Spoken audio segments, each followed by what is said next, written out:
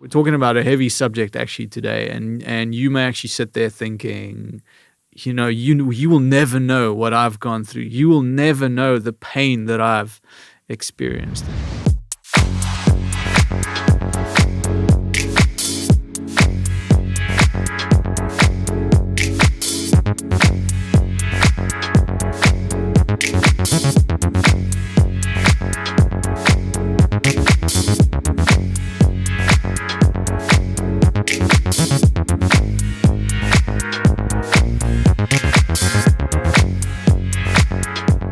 How do we deal with the problem of evil as Christians if we serve an all-loving God? In studio, we have the dream team again. TJ, how's it going? Hey, good. It's good to have you back. Thank you, from man. the dead. Thank you. Yeah, Yeah, I'm still very jet-lagged, so I feel like I might like still you be were a little dead bit anyway. dead. Yeah, I know. But welcome anyway. Thanks, man. Sure. Felony, lovely to see you. Thank you. It's lovely to see you too. Thank you. Awesome. Mel, Leon, how's it going? really well. How you doing? How you doing? Yeah. I'm just looking at my crib notes right now. Cool. Spoiler! Heinz, Dr. Heinz. For a moment there, I thought you weren't going to greet me. No. So I was about to be really offended. I was trying to remember your name. I hate that. I don't know if you guys get the same thing. Like when you in a social situation, even though you know everybody, when you've got to introduce them, Yeah. I don't know if you ice up. Yeah. Like names just slip your mind. They Yes. go. That happens to me. Just go. Yeah, that's that me. happens to me a Like lot. when we forget Leon Liebenberg and say Donnie Chang. Yeah, I don't know who Leon Liebenberg is. Was he the guy? Was he the stand-in last week? We're I thinking would about never getting him replace as a you. guest and ask one. Yeah, I don't know if we can afford him. He's busy and he's awesome. Yeah. I want to kind of get down to business, if that's okay with you guys. Yeah, that's, Wow, does someone else write in? We got another message. It's come from a couple of different places, but nobody put it quite as succinctly as Tammy from South Africa. Oh. Oh, She's a little bit concerned because she claims to be a Christian, but she says that how can a loving God allow bad things to happen? And I think we get that question in various forms every single day. So I figured maybe that's a good thing for us to tackle today. How do we deal with the problem of evil as Christians if we serve an all-loving God? How can he allow things like murder, rape, human trafficking, suicide, and then also the kind of environmental evil that we see, disease, natural disasters, that kind of thing? How can a loving God, if he exists, how can he allow that to happen? I don't know how you guys feel about that. That's tricky for me. Well, I think the first Yeah. thing we should acknowledge is that this question has been asked for centuries. Yeah. I have a quote in front of me here. It's David Hume, who says this, says, Epicurus' old questions are yet unanswered. Is God willing to prevent evil, but not able? Then he is impotent. Is he able, but not willing? Then he is malevolent. Is he both able and willing? Whence then is evil? So then he must be evil. So that's the kind of question that people ask. that's Yeah. heavy. Yeah. It is heavy. That's heavy. Thanks, David Hume, for putting the dot on that I. But I mean, have you guys encountered this with your friends and Yeah. yeah. I think it's one of the questions. I think even growing up with friends who had no relationship with God and really didn't have an interest in God, if they had a parent that was unwell, it was one of the biggest, I think, barriers for people to believe in God, where they see struggle in their family or their parents got divorced. Something as close to home as that. How would God allow for their family to break up? Like I remember actually one of my friends who had that, and that was as a pastor's kid, which I was. She wouldn't come to church with me. She was had lots of questions just because she had struggle in her life, and how could God allow that to happen to her? So it's a huge question. You know, the interesting thing is this question is asked so often, and like Heinz said, for centuries. And it's not just by non-Christians. Even Christians are battling absolutely. with this. Why does God? And I think for me, it's almost like you kind of looking for someone to blame. And so why not blame God? Doesn't necessarily mean it's true, but I think it's just kind of like looking for someone to vent at. And so God becomes the target. Yeah. Yeah, I think furthermore, I think for me as well, like with friends of mine or people that I know that are not Christian, It's interesting that becomes the one time they do acknowledge, for some reason, the existence of God. God, Like yeah. all Yeah. along, it's like, no, there's no God. I'm gonna do whatever I want. But then, when we're confronted with something we can't understand, the death of a child or something Yeah. really horrific that happens, like Donnie. I keep saying Leon. I don't know where this name Leon is come, It's but confusing. like Donnie Chang said, this these environmental evils that we sometimes deal with, disease and natural disasters. For some reason, people suddenly say, where is God? Where is God? So Yeah. for me, that becomes interesting, because why didn't you believe there was God all along? So it almost puts us in a place of sudden recognition of the existence of God, but a tough question nonetheless. Yeah. Do you think then that God could use these situations to make people aware of Him? If it is that one time that even, somebody who's claimed to not be interested in God, or an atheist or whatever, if it's that one time where they acknowledge that God exists, even if it is to point a finger at Him and say, "How can you let this happen?" Do you think it's oversimplifying it to say that God would use these situations to make people aware of Him? I think so. And not in any manipulating way. But I think, just to go back a little bit, I think the first point that we need to make is that God didn't create evil, and He didn't create the suffering. But the good thing about God is that He would use that to let good come out of it. And that's your encounter with Him. It's just unfortunate that obviously people will wait until that time to want to have a relationship with God. But even at that point, He's not going to shut you off. So He does use your bad time, your suffering, or whatever negative thing is going on in your life to bring good. But that's the loving part of Him that does that. So I don't think that he created it, or He's kind of like, He allows things to happen in your life just because that's His way of bringing you to Him. No. But I think that He would take what's negative and what's wrong in your life and turn it into something that's loving and Romans 8:28, using everything to the good of Yes. those who love Him. Yes. I think what we need to do is we need to get, maybe we just need to set the record straight as far as you mentioned it, Phil, about the God didn't create evil. Now, for a non-believer to explain to a non-believer that evil entered the world right back in the beginning, man's disobedience, the fall, that's when all of these things entered into the world. Using that as a way to explain the problem of evil to a non-believer is really just a waste of time. You've got to cross over so many hurdles before you can even get to that point. But I think as Christians, we need to understand that evil didn't come into the world because God wanted it. Evil is a pure result of man's disobedience. You can boil everything down to that. We lived in a perfect place. Eden was perfect. Our health was perfect. Everything was perfect. When man sinned, the first sin, that's when all these things entered into the world. So even if you want to take it right back to its beginning, the reason evil exists in the world isn't God's fault, it's ours. Yeah. Yeah. I agree with you to a point. I think there's yes, that's true, but I also think there's a bigger picture here that we sometimes miss as Christians. Is there are people that look at evil and things like natural phenomena, for natural disasters and things like that, and they look at it and go, you know what? I already don't believe that there is a God, and if that is the case, then the world is exactly as I would expect it to be. Like if there is no God, then yeah, sure, this is how you would expect the world to be, right? Pointless, senseless, all kinds of crazy stuff happening in nature.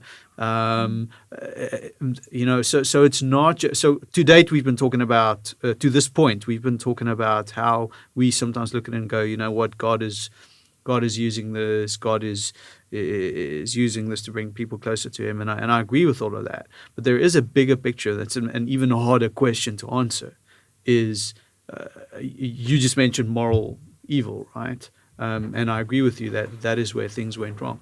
But what about the fact that God created nature with the potentiality of all these natural disasters, floods, famine, I find it quite disease. interesting that they call it an act of God Yeah, when things do go wrong. Yeah. If there's a tsunami, you'll hear it on the news. There's been this act of God, which I mean, I just find that quite interesting. Yeah. On to You hear what I'm saying, right? yeah. But I think a very good. I've been on a plane recently for a long time, and I watched a movie. You guys have all seen Passengers? Yeah. Yeah. Now that is a perfect example.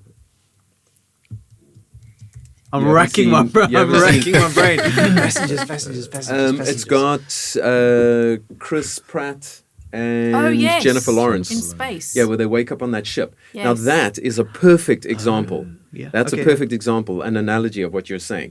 They're living on this spaceship floating through space, and the entire spaceship is designed to perfectly support life. But something goes wrong. And as the movie progresses, I won't give too many Spoiler spoilers. There may be a spoiler in here or two, but something went wrong with something broke the system that controls all of that within, and that starts causing things within the spaceship to start going all pear-shaped. And I think that's a very good analogy of Earth, because Earth was a perfect spaceship floating through space. We had everything we needed. It was the perfectly balanced environment. I think weather always had the potentiality for that, but it was never going to happen. It only started happening when things broke. When that governing rule, when that piece of code that kept everything in order was violated, everything broke. The Bible says that all of creation groaned.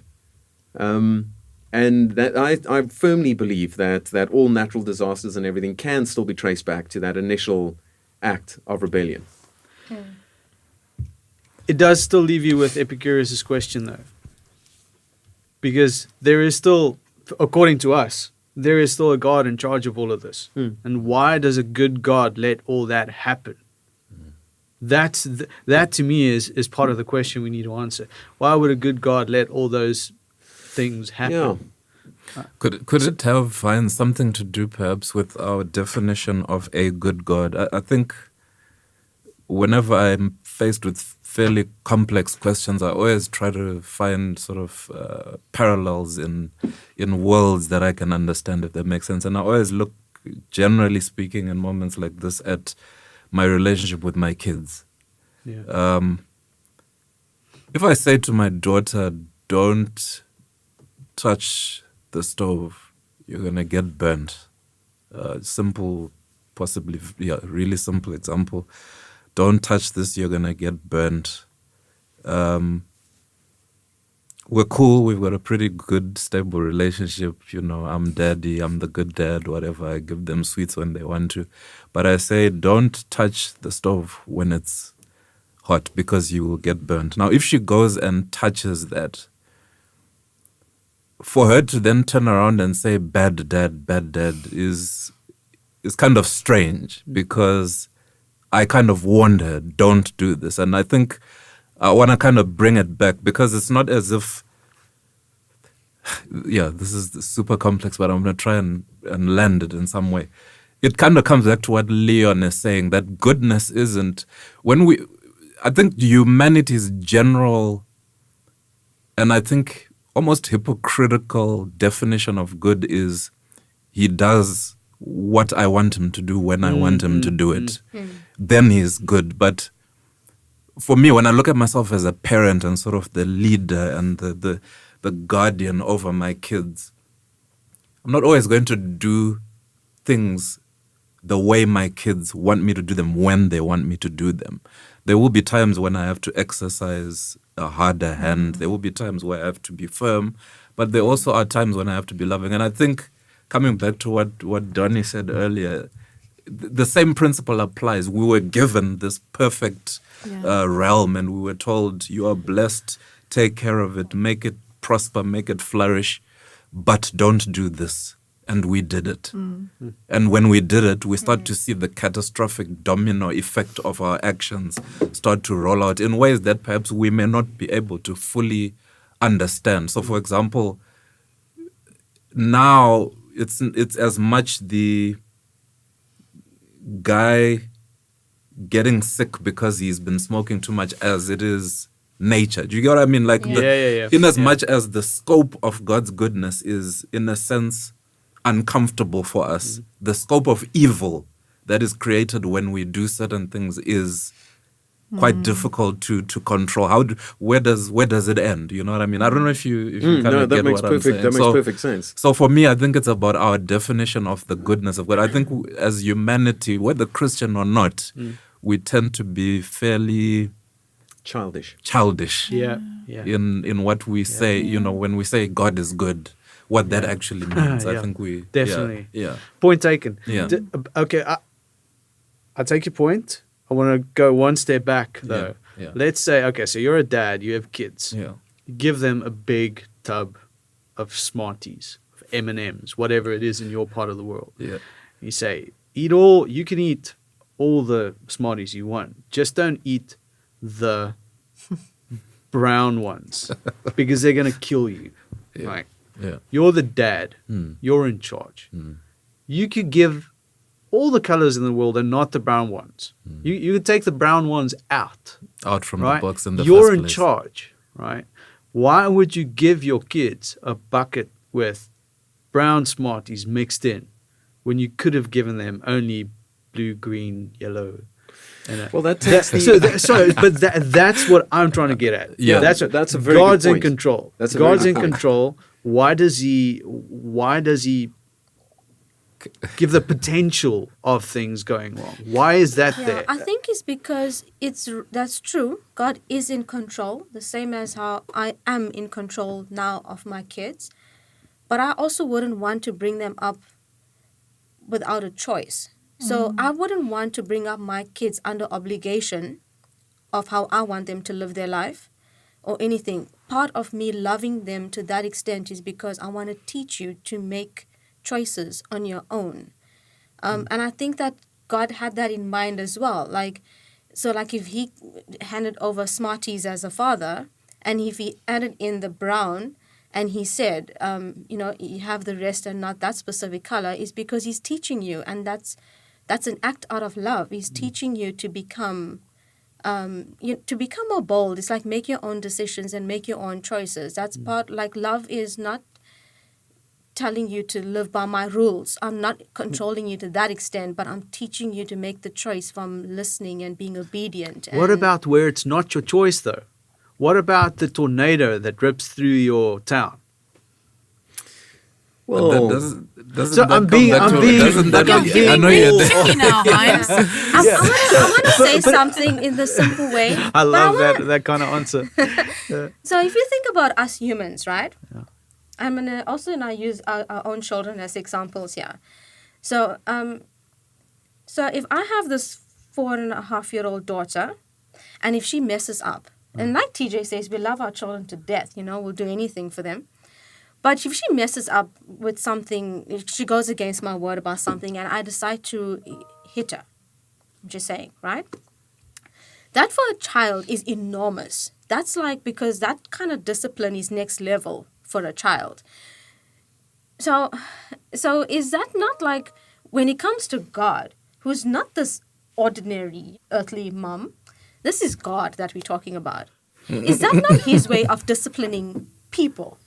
Like, so if he has to slip a tornado in there, for my 4.5-year-old, if I have to raise my hand at her, that's a tornado. That's her version of a tornado. But if we're talking about God who's next level, who's not me, and maybe that's his way of disciplining us, the whole earth. Heck, he did it in the Bible. Look at the flood. Yes, like we need does, to it understand. does. It goes back to a Yeah, point yeah, what yeah. TJ made, is that what are we talking about when we say God is a good God? He's Yeah. good, but he comes with discipline. You So go, girl. if he's like getting angry, then he's going to discipline his Yeah. people on earth. He's not going to be a good God forever. Then Okay. what are we learning? Once again, point taken, but I want to be difficult again. And I think it's worth being difficult Yeah. on this topic. Because, sure, but is your cancer then discipline from God?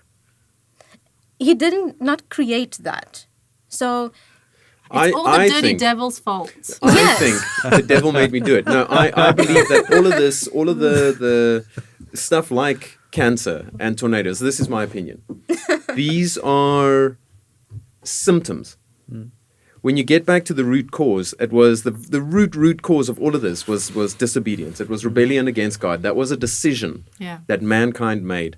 Now we're reaping the rewards of that. Now when a child is born with leukemia, we Yeah. think, how on earth could God let something like this happen? But that was never his intention. Yeah. That was never supposed to happen. That's a direct result of our disobedience, Yeah. which has allowed things to become so corrupt, that the world we live in has become so corrupt that kind of thing can happen. Yeah. And to blame God for it Yeah. is, Look, first even of all, I the think Bible childish. says right at the beginning, He created all things good. Yeah. So He did this job right. We messed up down the line. So if things are if kids are being born with the dreaded diseases, and it's because we messed up. It's not because of something He did or He created or. And I think instead of just blaming Him when something like that happens, and it's hard. I mean, we've all have been through something like that where we had to question God at some point.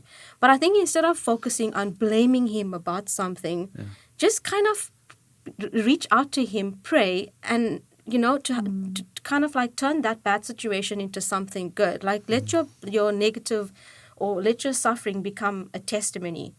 It's not His fault. Yeah, I think the fact that God gave us choice from Yeah. the beginning Yeah.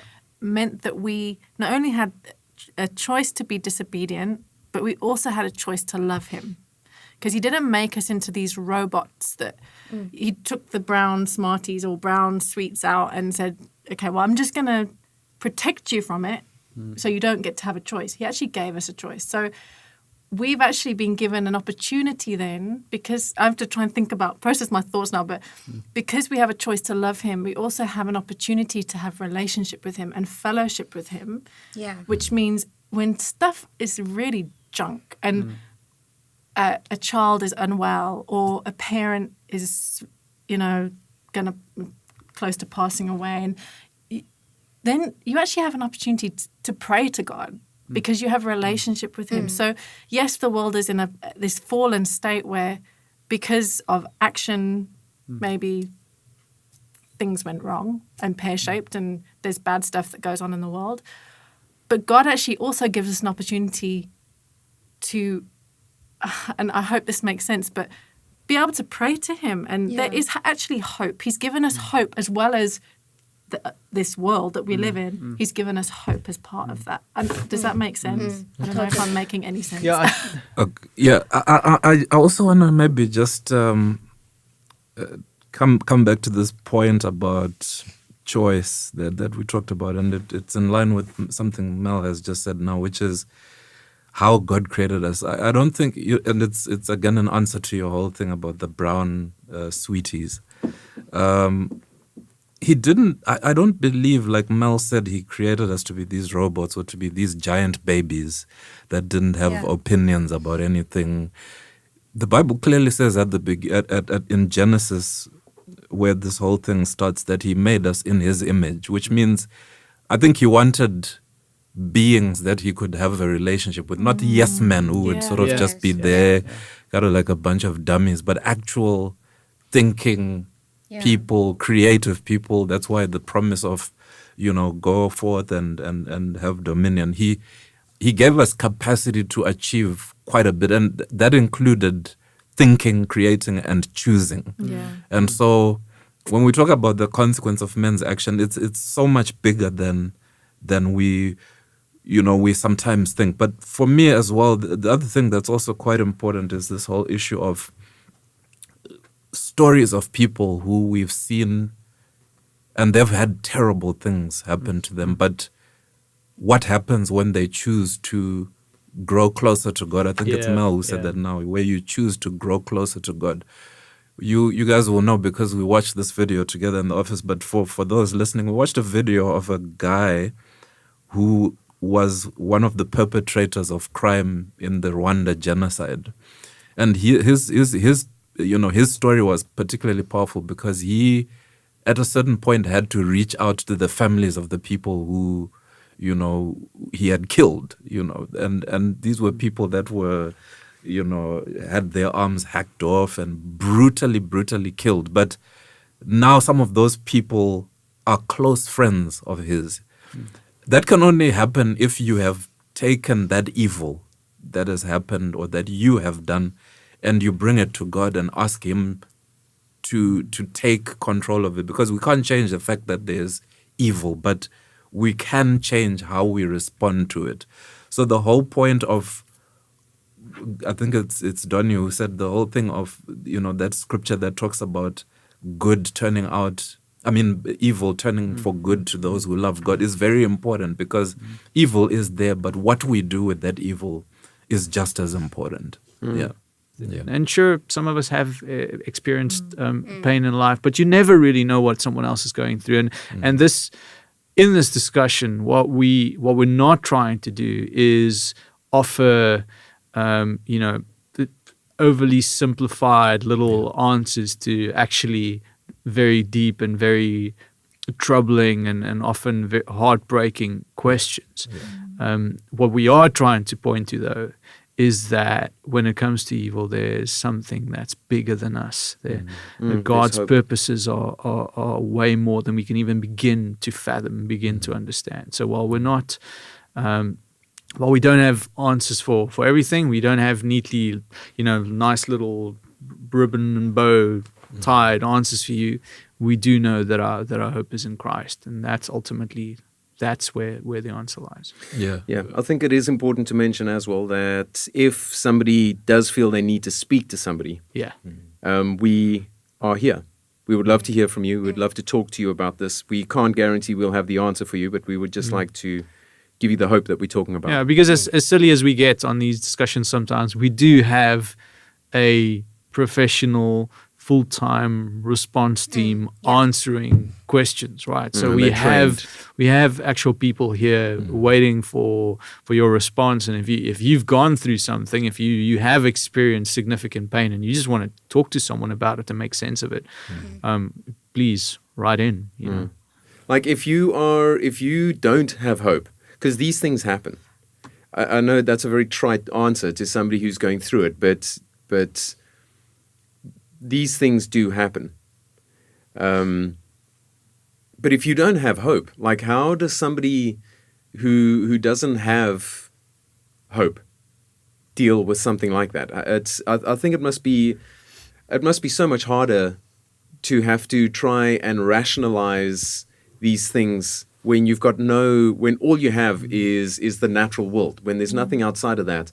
And you have to when that kind of thing happens, you just realize, okay, well, if I believe that the universe is this cold, indifferent, expanding accident, what's happening here means absolutely nothing.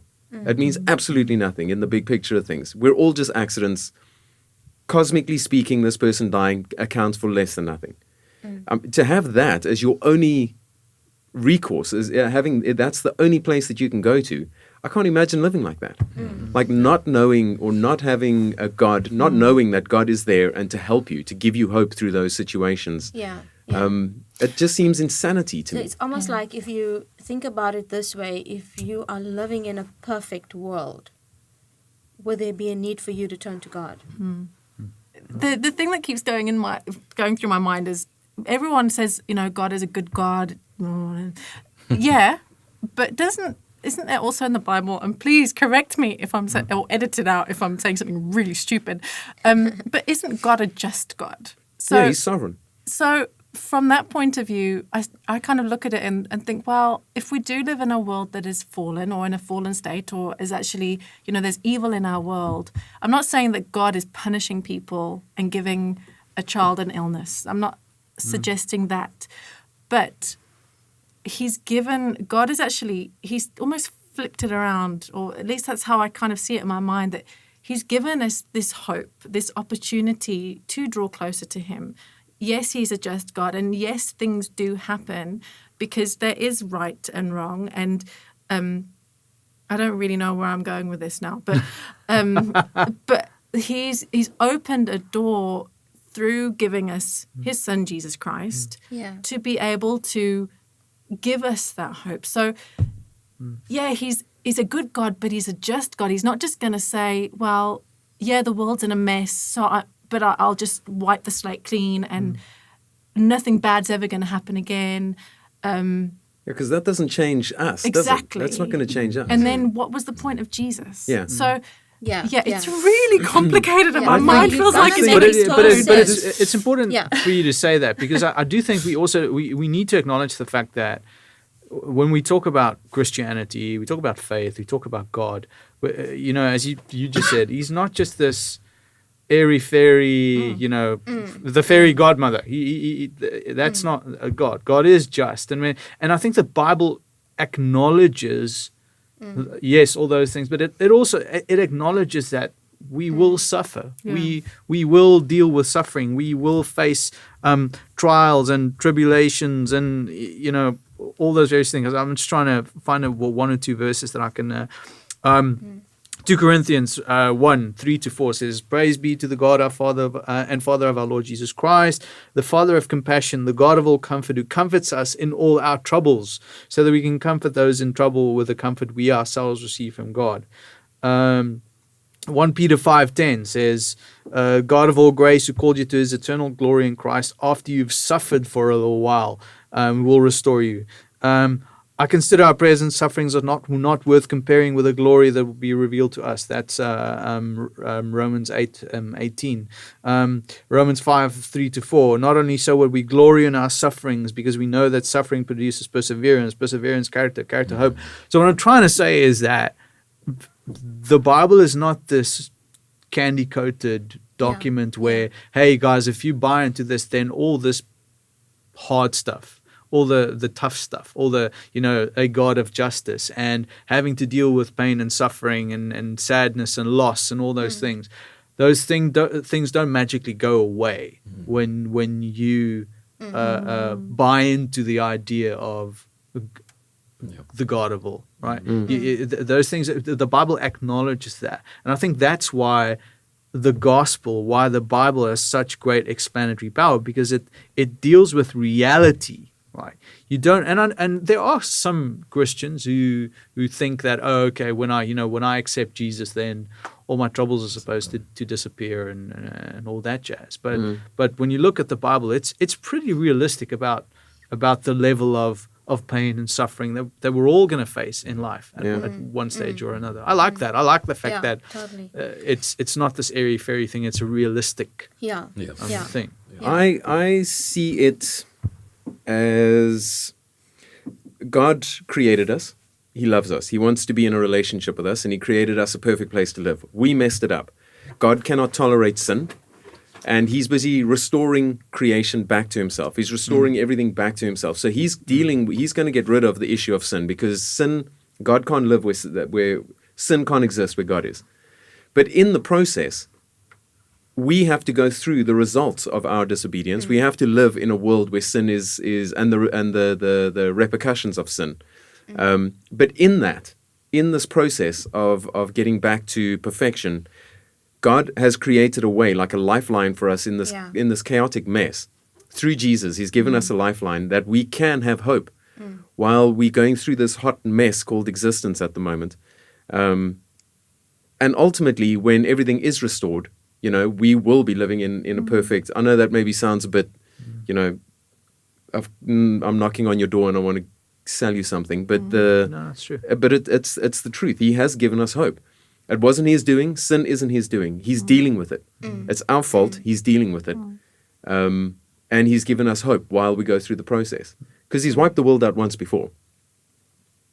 We started again. That's so comforting. Yes. We started again. And where are we? We're in exactly the same place position. that we were. Yeah. So obviously we can't do it on our own. Yeah. Yeah. We just don't have it in us. I think it's kind of important also to say that Earth is not the be-all, it's not the end. So when you actually leave this Earth, yes, I mean, it's pretty terrible if you get taken up by a tsunami. It's bad.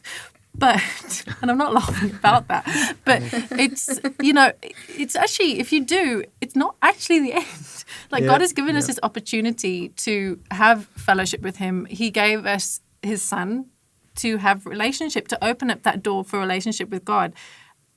We've actually got to kind of come to the decision that, I accept Jesus, but I actually accept that my life on earth is not the end when I pass away. I actually get to be with God. I get to, enjoy perfection. Do you know what I mean? We live in this fallen world, but it's not the end. Yeah. When we leave It's this pretty world, sad. It's a that's terrifying hope, I would have thought. thought. Like to think that your time on earth is the best that you can expect from your cosmic Totally. existence is a pretty sad thought. Yeah. Like, yeah, I that to me, if that was the selling feature, like come to Earth and you will exist in this crappy environment, and then when your time's up, you go back to nothing. Yeah. I'm not spending my money on With that. the possibility of like burning to death, Yes. or Yeah. wow, Yeah. You'll probably die in a war. Who'd want to be born? Yeah, or you'll starve. But I think what you just said, that to me that's the key answer to this whole question.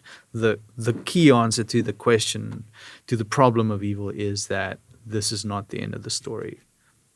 That's how you answer questions about the problem of evil, is you say, this is not the end of the story. This is not where it ends. This is not the ultimate destination. This is not, as you said, Leon, what God had in mind. It's part of his divine plan, yes, but this is not where it ends. And that, to me, I mean, that's all of what we just said summed up in one sentence. Yeah. Is I think So if we have people listening in, and you are one of those that are just completely in a messed up situation, or you're questioning God a lot, they should write into us, right? as Falony said, if you have any questions, Yeah. please contact us on facebook.com/ask1. Ask one. Awesome. And you could also email us ask1@oneafrica.tv. We're not also claiming to have answers. When you write to us, we're not saying write to us because we have that answer, No. we have the blue pill type thing, but we're saying, I think, just speaking for everyone in this conversation now, the organization we're a part of really is just about walking a journey with people. We believe in the long haul of conversation in this age where everything is sort of microwave and popcorn, people are in and out. But for us, we're really all about going the long haul with people. So even when you write to us, it's not with the expectation that we'll have this answer immediately. Sure, we will offer certain things we believe as, firm landmarks for ourselves, but we just want to walk a journey with you and have the conversation for as long as you will allow us to have it with you. Yeah. For people that are listening in, it doesn't matter where on the scale you're at with your pain and suffering. It doesn't have to be you have some dreaded disease that you're trusting God for. There are people listening in that's probably trusting God for a job. Write into us and tell us. And as TJ said, we want to go through that with you and help you through that as well. So it doesn't actually matter what it is that you're trying to overcome or deal with at the moment. We want to hear from you. One thing that crossed my mind when Heinz was talking, some of us, Christian or not, we're so quick to question God on things or to blame him for things. But just listen to this, and it made total sense to me, and I'm hoping it makes sense to everyone else that's listening. We sit here and we blame God for things that happened. But for all of us in this room, besides Tutsi, we all parents, right? And we made that choice I think Tootsie's got a kid. to become... Do you have a kid, Tutsi? He's Okay, 14. so this is for you too then. Yeah, You are somebody else's kid, so it is for you. So we all are parents, and as somewhere down the line, we made the choice to become a parent. It just didn't happen. Well, except for Melanie. If you see the age gap between my children, everyone who's listening won't understand. It's like 5 seconds. That's good. Anyway, sorry to interrupt you. That's called Irish twins, isn't it? Pretty much. They pretty much are. Anyway. one. But what I'm trying to say is that we made a choice to become parents. We're fully aware of this, that somewhere down the line, our child would experience heartache, sure. betrayal, pain, suffering, whatever. Something would happen. We also are fully aware that somewhere down the line, they would probably reject us after years of providing for them, loving them unconditionally. There is a time where they will probably just walk away from you as a parent. but we still make that decision to have children. So we actually all guilty of what we're blaming God for. It's the same for God. It's like at the beginning when he created Adam and Eve, and he created all things good and stuff, he did it knowing that he did it looking on the bright side. He did it knowing that there was potential for good things to happen. Same as myself. I have kids knowing that I will teach them, and just maybe they would make the right choices in their life, and just maybe they won't reject me, or just maybe they will love me till I die.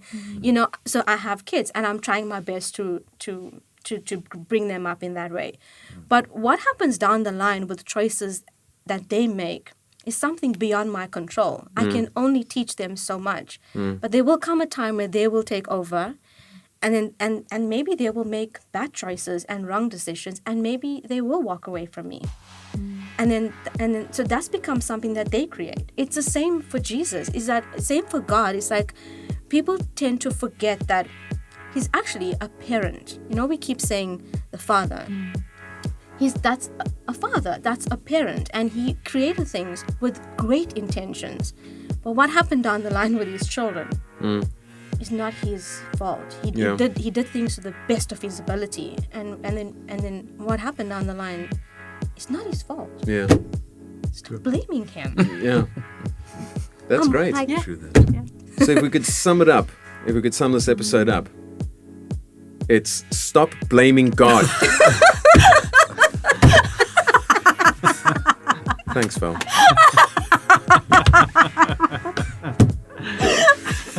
that was awesome. I like that. I'm going to say that's a wrap.